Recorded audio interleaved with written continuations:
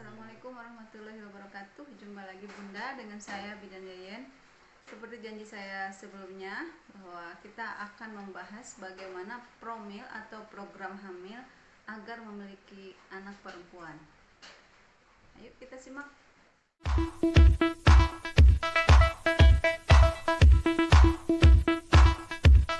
Pada video sebelumnya saya bercerita tentang pasien saya yang ditanya mengenai keinginan hamil berikutnya, yaitu menginginkan anak perempuan.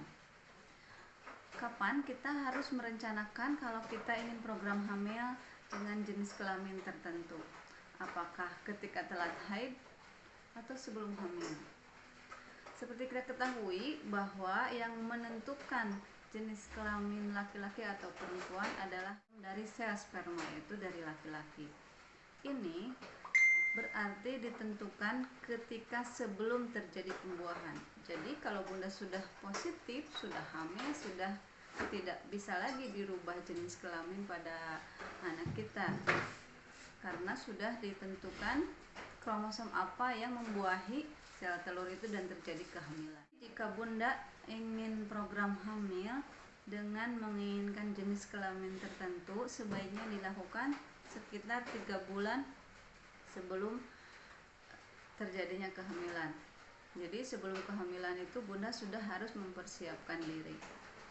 Yang pertama, sebagai dasar pengetahuan kita, yaitu bahwa yang menentukan jenis kelamin adalah sel kromosom dari sel sperma X atau Y. Kalau sel sperma yang berkromosom X yang membuahi sel telur, maka itu akan menjadi jenis kelamin perempuan. Jika yang membuahinya adalah sel kromosom Y, maka itu akan menjadi jenis kelamin laki-laki. Kita ketahui dulu sifat dasar dari kedua kromosom tersebut.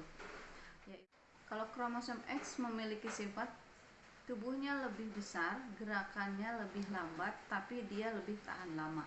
Berbeda dengan kromosom Y. Kromosom Y gerakannya cepat, badannya lebih kecil, tapi tidak bisa bertahan lama di dalam rahim. Pada dasar pengetahuan tersebut, apa saja yang harus dilakukan Bunda jika ingin mengikhtiarkan bayinya menjadi bayi perempuan? Yang pertama, waktu berhubungan. Kapan sebaiknya waktu berhubungan?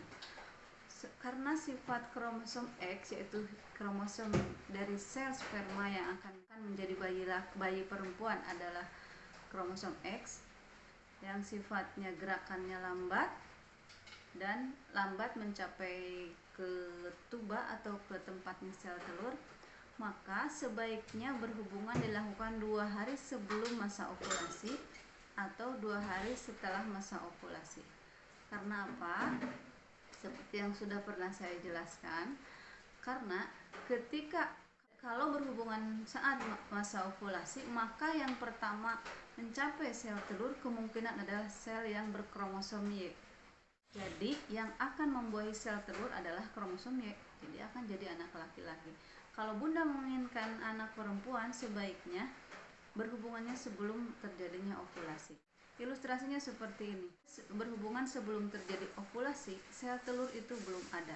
Ketika berhubungan, kromosom Y sudah mencapai ke tempat sel telur, tapi sel telurnya belum ada. Oleh karena itu, kromosom Y akan mati karena tidak bisa bertahan lama.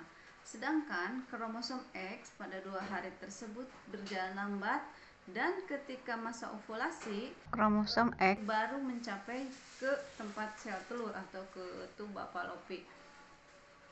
Di sana baru kromosom X akan membuahi sel telur karena gerakannya lambat. Sel kromosom Y sudah mati, kromosom X yang lambat itu baru mencapai sel telur ketika sel telur keluar dari indung telur.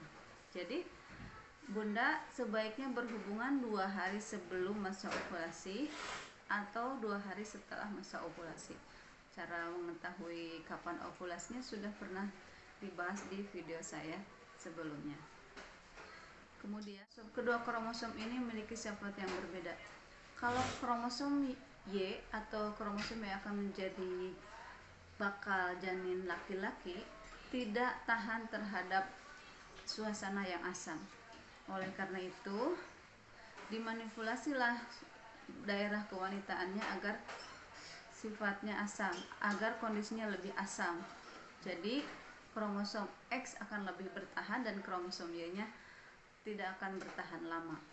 Yaitu dengan cara bunda bisa mengikhtiarkan dengan cebok dengan air, 1 gelas air dicampur dengan setengah sendok teh cuka dapur biasa, dipakai cebok 30 menit sebelum berhubungan.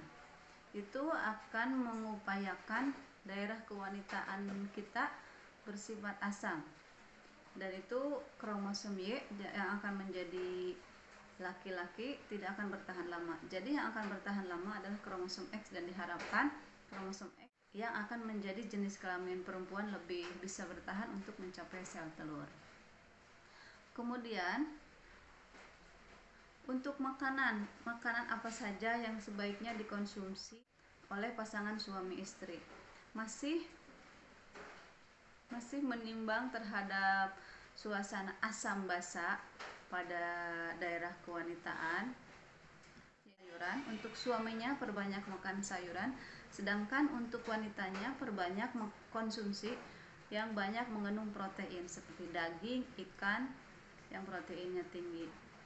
Jadi itu makanan-makanan yang sebaiknya dikonsumsi. Makanan yang bersifat asam seperti lemon, pasta, yogurt, salmon, daging, juga keju. Dan makanan-makanan yang tinggi kalsium dan magnesium seperti sayuran hijau, alpukat, biji-bijian, dan ikan berlemak. Seperti juga susu, produk susu, sarden, remis, kerang hijau, itu makanan-makanan yang banyak mengandung kalsium dan magnesium. Sebaiknya dikonsumsi bagi ibu-ibu yang sedang melakukan program kehamilan anak perempuan. Kemudian sekarang bagaimana posisi sebaiknya yang dilakukan? Sebaiknya posisi yang dilakukan adalah posisi misionaris atau posisi yang klasik, di mana wanita di bawah, laki-laki di atas, dan usahakan ketika berhubungan tersebut wanita tidak sampai mencapai klimaks, karena kalau mencapai klimaks daerah kewanitaan akan mengeluarkan cairan yang bersifat basa, dan itu sifat basa tersebut tidak disukai oleh sperma yang dengan kromosom X. Jadi ketika ingin program hamil anak perempuan pada waktu berhubungan 2 hari sebelum masa ovulasi dan 2 hari setelah masa ovulasi, tahan dulu untuk bunda, jangan ikut klimaks dulu, dengan mempertimbangkan kondisi asam basa daerah kewanitaan. Itu beberapa ikhtiar bagi bunda atau pasangan suami istri yang sedang menginginkan anak perempuan. Memang tidak 100% menjamin bahwa anaknya akan perempuan, tapi minimal peluangnya akan lebih besar karena kita mengkondisikan hal-hal seperti tadi, yaitu kromosom apa atau sel sperma jenis mana yang akan segera mencapai sel telur. Mudah-mudahan peluang untuk menjadi anak perempuannya lebih besar. Tapi harus diingat, kalau setelah program kehamilan ternyata anak yang dikandung oleh bunda bukan perempuan, jangan sampai kecewa, tetap syukuri karena di luar sana masih banyak bunda yang masih menantikan kehamilan bertahun-tahun belum berhasil. Ini hanya ikhtiar, dan kita tetap bersyukur baik anak kita itu laki-laki maupun perempuan.